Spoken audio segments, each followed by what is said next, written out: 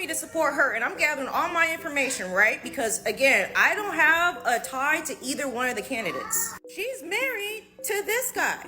My thinking cap is all the way on because this guy, Kamala Harris's husband, Doug, is a chairman of Vanguard. Mind you, this guy is a lawyer. He's defended Walmart, CNN, NBC, and weapons manufacturers. And these two pop stars are endorsing Kamala. What this is giving, it's giving on the lines of, I support child trafficking. I'm endorsing demonic rituals. I really want us to read in between the lines when it comes to Kamala Harris, because why are these two people endorsing Kamala knowing the allegations against them? I just want to know. And yes, I know there's more than two candidates, okay? I know that.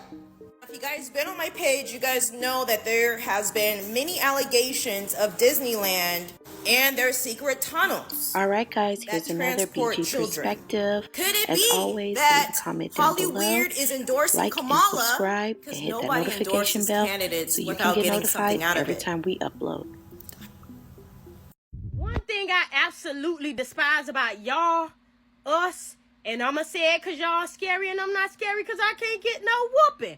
One thing I absolutely despise about us is that we don't take accountability for shit.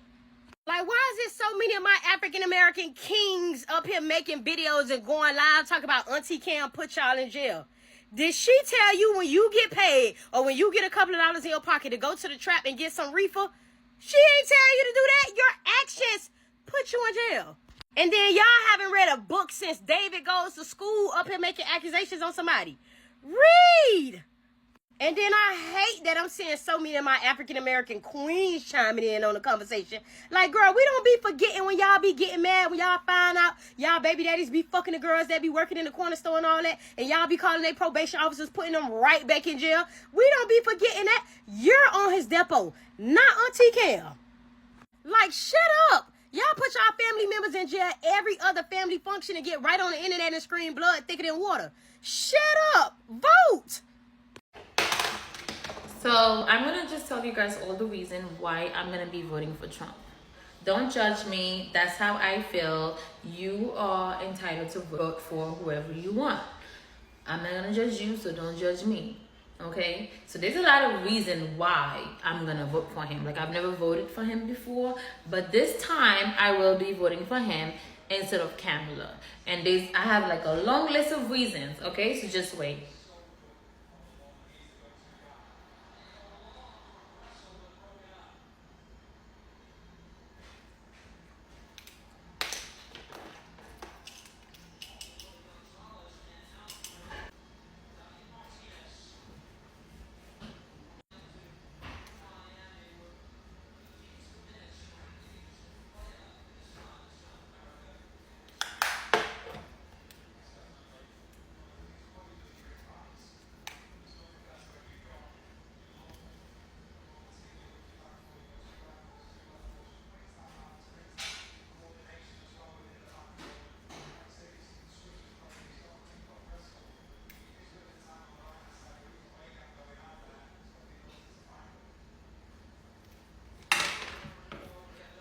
Thank you.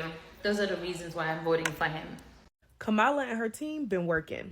The new Pop the Balloon ad that Kamala and her team did, fire. You can tell her and her team are pushing more for the younger generation to start voting, which is good. No matter who you vote for, no matter what party, I feel like everybody should be voting. But I feel like their marketing and how they have been doing things definitely generated more towards the young adults. Because if you think about it, like, what's going on right now? Everybody's doing 20 verses, pop the balloon, pop this, pop that, whatever. It's trendy. And one thing about marketing, if you don't know anything about marketing, you have to stay on brand with what's trending. Even when she had her rally, when she had Quavo, Megan, and all them people come, that was catered more towards the younger community because they look up to people like that. They love people like that. So if you're getting your favorite people to come and tell you should vote and you should vote for this person and why, I mean, it's like an automatic win. So this is a reminder to make sure everybody votes. Please vote, vote, vote, vote. Bye. Is Donald Trump really the better president? I did my research, and here are 5 good things that did happen during his presidency. He took the shackles off the economy from oppressive regulations and very heavy taxes, so the economy did boost as a result. Some may agree or disagree, but he definitely refrained from getting us into any wars, especially foreign wars, and he did try hard to get us out of any wars that we were already in. He signed the criminal justice reform, so that was a bonus. Maybe it was for the black vote, I don't know, but he definitely did ride that Kanye and Kim wave to the end. Although his delivery was a bit harsh, he did introduce a very good idea about reestablishing borders. He could have definitely worded it a bit differently because it did come off a bit, a word that I'm not going to say. I think this is probably the most important one, and many may agree, many are going to disagree. Trump is like one of the best businessmen there is. That man is so business smart, savvy. It's ridiculous. Remember, guys, I'm not left, I'm not right. This is just facts, things that I read, I like to read. At this point, Trump need to be a comedian. He said, we have a president who doesn't even know he's alive. Oh, the man said, she should be wearing a MAGA hat. I should get you a MAGA hat. Like, when Kamala said, go to a Trump rally, and I promise you, you will see people bored and they start leaving at the end. He said, that's because she pays them to leave. They said, well, how did you feel comfortable about talking about her race? He said, well, I read something where she said she was not black. Then I read something where it said she was black. But I don't care. She can be whatever she wants. I don't care. The man got up there and talked about them people eating cats and dogs. The commentator had to correct him, like, he talking about, well, it's on TV. Sir, ain't that you who was talking about the fake news? He need to be a comedian, dog. Kamala definitely ate his ass up, but we really need to appreciate the comedy in this because it was entertaining, to say the least. The man would be like, she wants to take away the gun. Kamala had to come back and say, just let me clear this up.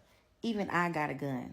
I'm not trying to take away guns. It was she almost had to get really black with him. And I feel like he needs a black person to gather him. If she did that, I'm telling you, that was some comedy. I think he even called her stupid at one point.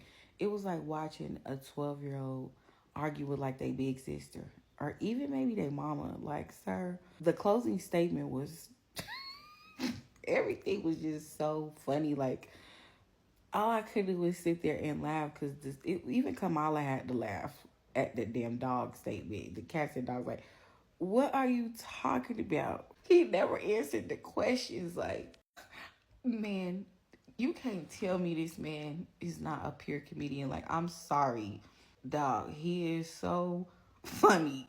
I'm going to show you guys why Donald Trump is so popular using Kamala Harris as an example. So Kamala Harris was asked how she intends to fix inflation, and this was her answer. Well, let's start with this. Prices have gone up, and families and individuals are dealing with the realities of that bread costs more, that gas costs more. And we have to understand what that means. That's about the cost of living going up. That's about having to stress and stretch limited resources. That's about a source of stress for families that is not only economic, but is on a daily level, something that is a heavy weight to carry. So it is something that we take very seriously, very seriously. And we know from the history of this issue in the United States that when you see these prices go up, it has a direct impact on the quality of life for all people in our country. So it's a big issue, and we take it seriously. And it is a priority there.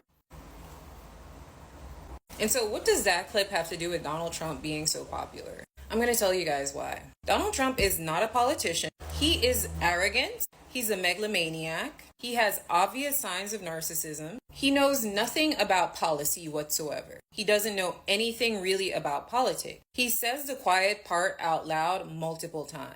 And he does not care about his constituents. He also is clearly not fit to lead a country. But his arrogance allows him to think that he can. Many of these qualities are relevant to almost all U.S. politicians, whether they're in the Democrat or Republican Party. However, seeing that they're politicians They know exactly what to say in order for them to seem competent and as people who actually know how to do their job.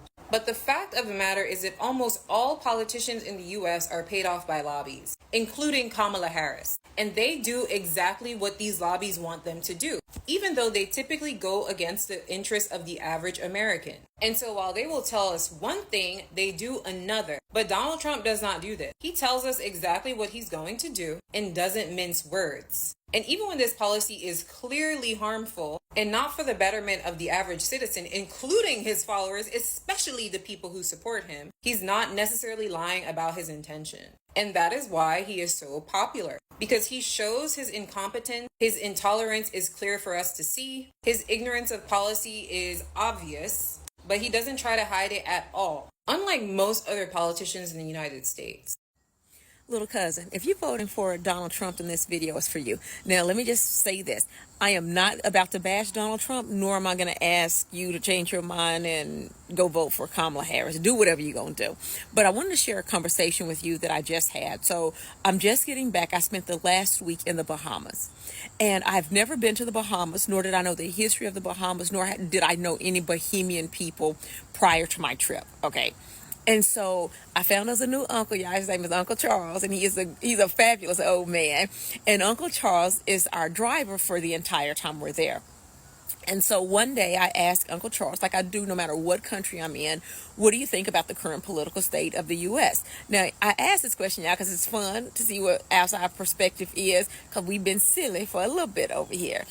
And so Uncle Charles says, well, Miss Kim, we actually as a country usually do better up under a Republican president. So I have no more context of that because he immediately said, but I would never in my life understand how how an African American could ever vote for Donald Trump.